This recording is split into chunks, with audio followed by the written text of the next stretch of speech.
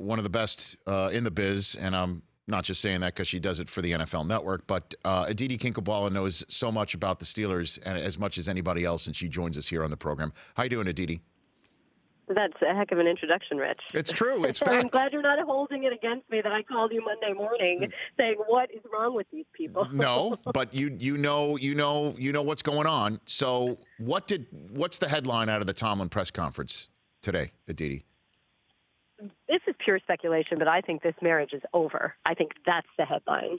I think there are multiple headlines. One, I think that this was perhaps the best thing to happen to the Steelers. I've already had multiple members of the organization at multiple levels say that this is good because now it means there'll be action and consequence.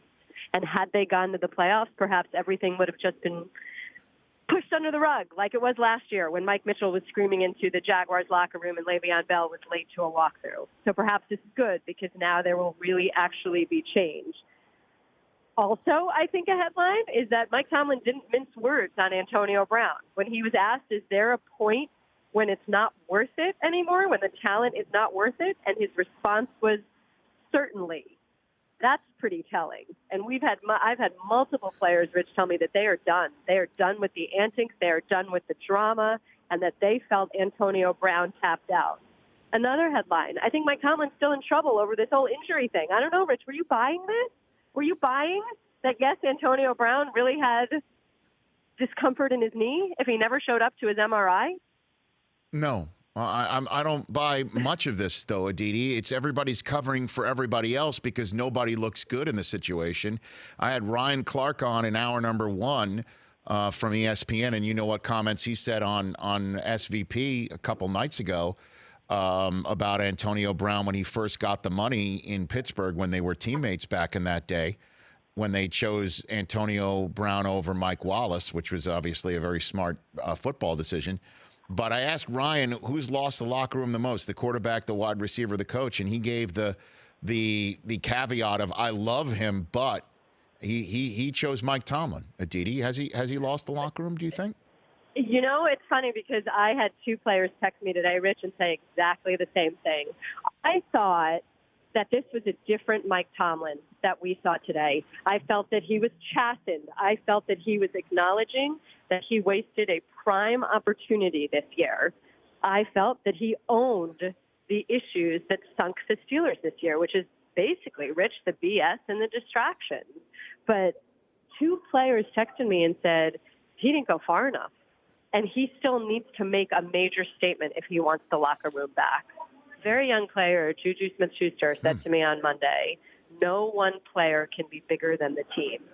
When your second-year receiver is saying that and your head coach isn't proving that to the players just yet, then Ryan Clark is right. That is an issue. And I think and that's why I think the headline is that Antonio Brown is on his way out is sort of the headline, because if Mike Tomlin is going to win this locker room back, if Mike Tomlin is going to show there is indeed going to be real change, then what's the biggest statement that you can make other than perhaps sending away two of the 10 best players in the league, Le'Veon Bell and Antonio Brown, letting two of the 10 best players in the league leave and saying, we think our team will be better without you both. And that's essentially what's happening. Right? I know. It's just so. Last one for you here, Aditi. Aditi Kinkhabwala, my colleague from the NFL Network, joining me here on the show. Where does Big Ben stand in all this? I mean, how does the team move forward with him when everybody saw, I guess, in the walkthrough what he then denied on his radio show, either out of wanting to keep his fingerprints off of it or make an awkward attempt at deflecting blame off of his wide receiver. I mean, what is... You and I have talked about this privately, and now we could talk about it publicly many a time. This team knows what it has in Ben Roethlisberger. It knows the ways in which his personality is very mercurial, if that's a diplomatic way to say it. What really struck me yesterday is the way that he talked about Brown, the way he said, oh, he's one of my closest friends. Oh, I want him back. Oh, whatever. It was so reminiscent of the way he talked about Todd Haley last year, the Tuesday after his season ended. He could not have been more positive, could not have been more glowing, and he knew at that point already that Todd Haley was gone. So we talk percentages in this business. The percentage that Antonio Brown and Ben and Tomlin are all start week one for the Steelers is what, do you think? 10, maybe? Okay. 5? I think it's very, very low. I mean, it's always possible, but Tomlin wouldn't even answer, what does Brown need to do to get back in your good graces?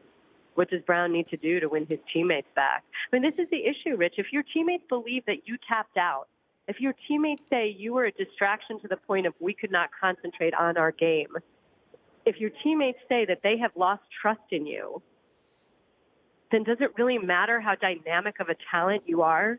Does Terrell Owens know the answer to that?